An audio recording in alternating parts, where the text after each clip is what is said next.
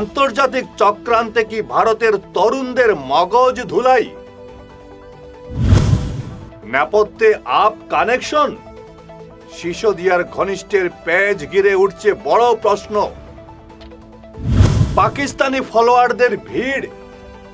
Cockroach জনতা পার্টির বিদেশি link নিয়ে তোলপাড়?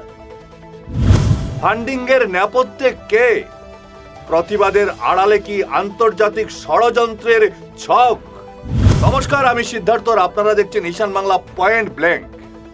আপনার ঘরের কলেজ পড়ুয়া সন্তানটি সারাদিন মোবাইলে যে রিলস বা মিম দেখছে, সুদূর আমেরিকায় বসে কি কেউ তার মগজ ধুলাই করছে?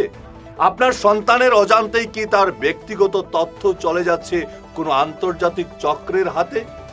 বিভিন্ন সূত্র থেকে পাওয়া তথ্য আজ যা ইঙ্গিত করছে,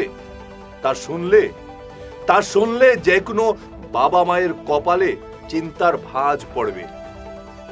হ্যাঁ, আজ কোনো কঠিন শব্দ নয়, একেবারে সহজ ভাষায় এমন এক রহস্যের পর্দা ফাঁস করব, যা আমাদের ঘরের ছেলে মেয়েদের ভবিষ্যৎ আর দেশের সুরক্ষার সঙ্গে জড়িয়ে গেছে বলে বিভিন্ন মহলে দাবি করা হচ্ছে।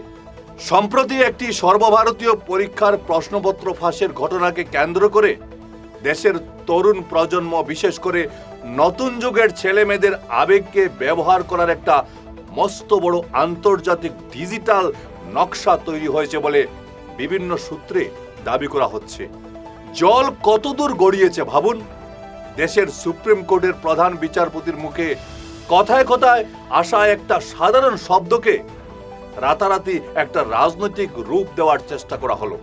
মাত্র কয়েক ঘন্টার মধ্যে সোশ্যাল মিডিয়ায় এক অদ্ভুত নাম সামনে এলো, যার নাম দেওয়া হয়েছে ককরোচ জনতা পার্টি। এই নামের পেজ আর নানা ওয়েবসাইট খোলার পেছনে আসল উদ্দেশ্য কি, তা নিয়ে কিন্তু এখন বড়সড় প্রশ্ন উঠেছে। তবে রহস্যের এখানেই শেষ নয়। সোশ্যাল মিডিয়ায় এখন আরো একটা চাঞ্চল্যকর তথ্য ছড়িয়ে পড়েছে। বিভিন্ন প্ল্যাটফর্মে দাবি করা হচ্ছে যে এই তথাকথিত ককরোচ জনতা পার্টির পেজগুলোর সিংহভাগ ফলোয়ার বা সমর্থক আমাদের দেশের নয়, বরং পাকিস্তান, বাংলাদেশ এবং তুরস্কের মতো বিদেশি মাটি থেকে আসছে। এমনই বিভিন্ন সোশ্যাল মিডিয়া প্ল্যাটফর্ম থেকে দাবি করা হচ্ছে। যদিও এই তথ্যের সত্যতা আমরা স্বাধীনভাবে যাচাই করিনি, তবে সোশ্যাল মিডিয়ায় ঘুরতে থাকা এমন মারাত্মক দাবি কিন্তু পুরো বিষয়টার পেছনে একটা বড়সড় আন্তর্জাতিক লিঙ্কের দিকেই ইঙ্গিত করছে। বিভিন্ন সূত্রের খবর এবং পাবলিক ডোমেইনের তথ্য অনুযায়ী এই পুরো কাণ্ডটি যারা ঘটাচ্ছে, তাদের পরিচয় নিয়ে সোশ্যাল মিডিয়ায় জোর চর্চা চলছে। এই সূত্র বলছে এই পেজ বা ওয়েবসাইটগুলো কিন্তু আমাদের দেশ থেকে চালানো হচ্ছে না।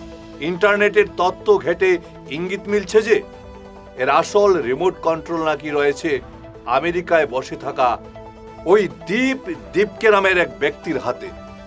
বিভিন্ন সূত্র, সোশ্যাল মিডিয়ার তথ্য অনুযায়ী দাবি করা হচ্ছে এই ব্যক্তি একটি রাজনৈতিক দল, যাদের নাম আমরা আম আদমি পার্টি বা আপ নামে চিনি, তার আইটি বা প্রচার কৌশলের সঙ্গে অতীতে যুক্ত ছিলেন। শুধু তাই নয়, সম্প্রতি এই আম আদমি পার্টির অন্যতম শীর্ষ নেতা মনীষ সিসোদিয়ার সঙ্গে ওই ব্যক্তির বেশ কিছু পুরনো ছবিও সোশ্যাল মিডিয়ায় ব্যাপকভাবে ভাইরাল হয়েছে, যা নিয়ে এখন নেটপাড়ায় তোলপাড় চলছে।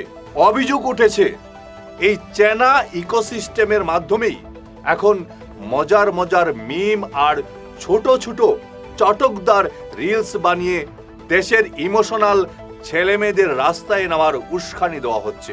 এমনই দাবি করা হচ্ছে পলিটিক্যাল বা রাজনৈতিক মহল থেকে, এবং এমন আলোচনাও চলছে।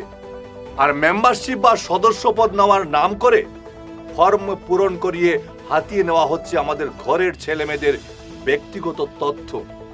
কিন্তু বিভিন্ন মহলে আজ মস্ত বড় প্রশ্ন, এই লক্ষ লক্ষ তরুণের গোপন তথ্য হাত করে কি ভবিষ্যতে বড়সড় গোলমাল পাকানোর কোনো ছক কষা চলছে?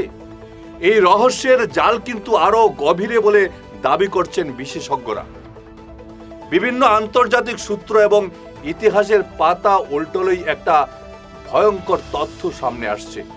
পলিটিক্স বা রাজনীতিতে আসার আগে এই প্রক্রিয়ার সঙ্গে যুক্ত শীর্ষ নেতাদের একাংশ যে এনজিও বা সংস্থা চালাতেন তার মোটা অঙ্কের টাকা পেতেন আমেরিকার ফোর্ড ফাউন্ডেশন থেকে, এমন তথ্য রেকর্ডে আছে। আর আন্তর্জাতিক মহলে এই ফোর্ড ফাউন্ডেশনের বিরুদ্ধে একটা মস্ত বড় অভিযোগ দীর্ঘদিনের। এরা নাকি বিশ্বের বিভিন্ন দেশের নিজস্ব রাজনীতিতে গোপনে নাক গলায় এবং টাকার জুড়ে সরকার ফেলার ব্লু প্রিন্ট তৈরি করে। এমনকি আমেরিকার কুখ্যাত গোয়েন্দা সংস্থা সিআইএর ছায়া সঙ্গী হিসাবে কাজ করার অভিযোগ উঠেছে এই ফাউন্ডেশনের বিরুদ্ধে। তাহলে বিভিন্ন সূত্র থেকে পাওয়া এই সমস্ত তথ্য, বিদেশি ফলোয়ারদের দাবি আর ভাইরাল ছবিগুলোকে যদি একবার আপনারা এক সুতোয় বাঁধেন তবে কি দেখতে পাচ্ছেন? আমেরিকা থেকে মিম আর রিলস বানিয়ে ভারতের তরুণদের মগজ ধুলাই করার এই মরিয়া চেষ্টা, আর তার পেছনে আম আদমি পার্টির নেতাদের পুরনো ফান্ডিং এর এই ইতিহাস, এগুলো কি শুধু একটা কাকতালীয় ঘটনা, নাকি এর পেছনে লুকিয়ে আছে দেশের শান্তি নষ্ট করার কোনো গভীর আন্তর্জাতিক ষড়যন্ত্র? এমন উস্কানি সস্তা আবেগে পা দেওয়ার আগে মোবাইলের স্ক্রিনে ভেসে ওঠা ওই চটকদার রিলসের আড়ালে আসল চেহারাটা চেনা আজ আমাদের নিজেদের স্বার্থে বড্ড বেশি জরুরি হয়ে পড়েছে। বিভিন্ন সূত্রের দাবি, সোশ্যাল মিডিয়ায় ভাইরাল হওয়া তথ্যের এই ভিত্তি এবং নেটপাড়ায় ঘুরতে থাকা ফলোয়ারদের এই তথ্য আমি আপনাদের সামনে তুলে ধরলাম। কোনো মন গড়া কথা নয়। এবার আসল সত্যটা বুঝে নেওয়ার দায়িত্ব সম্পূর্ণ আপনাদের। ভালো থাকুন, সুস্থ থাকুন আর দেখতে থাকুন ঈশান বাংলা পয়েন্ট ব্ল্যাঙ্ক। ধন্যবাদ।